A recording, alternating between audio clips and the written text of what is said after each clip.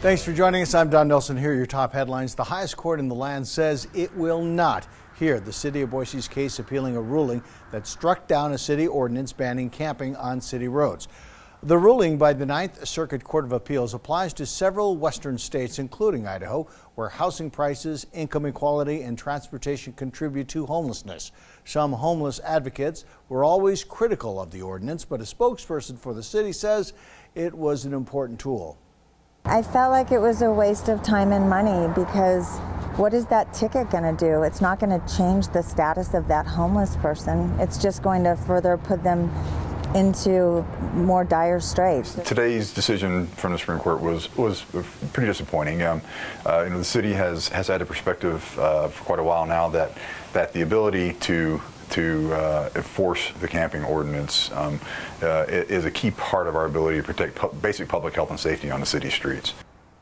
The city spokesperson went on to say that without this ordinance, he is concerned homeless camps could reemerge in Boise. Governor Brad Little spent part of the day at the White House, meeting with President Trump and other governors, pursuing deregulation efforts. Little's administration says it has cut or simplified about 75% of Idaho's regulations in his first year in office, pushing Idaho past South Dakota to become the least regulated state in the country.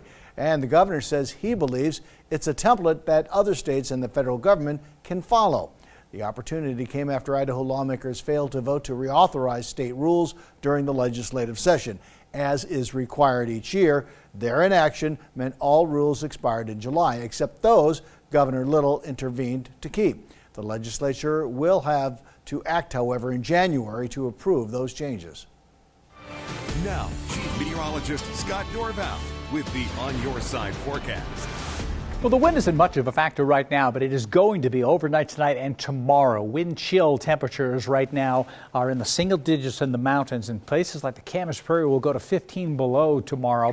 So it feels like 30 in Boise. The temperature is about what the wind is, but not much of a chill because there's not much wind. That changes tomorrow morning as a strong wind starts to pick up. We're getting the breeze already in Twin Falls, so it feels like 8 degrees right now. So it will be the coldest night we've had in some time overnight tonight. And then we're actually going to warm up each day progressively from that. Dry conditions overhead right now, but here's our next system. You can see it headed in our direction. Moisture heading on in, and with cold air in place and moisture coming in, we'll likely get some snow overspreading eastern Oregon late Wednesday night and Thursday morning early into western Idaho, and eventually we'll get some snow accumulation in the valley. Most of it would likely be in the western valley. Could be 2 or 3 or 4 inches in western location. We're talking Ontario westward, the Treasure Valley, maybe an inch or 2, maybe just an inch.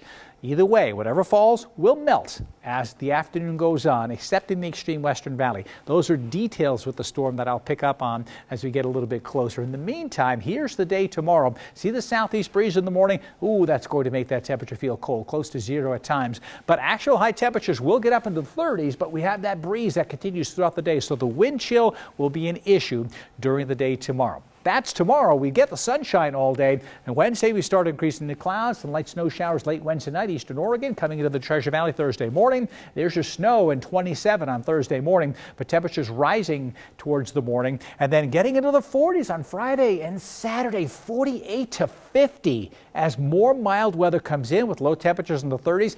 Any snow that's on the ground in the valley will be melted by the time we get towards the end of the week, heading into the weekend. That's your latest forecast update. I'll have another update coming right here in just a little while.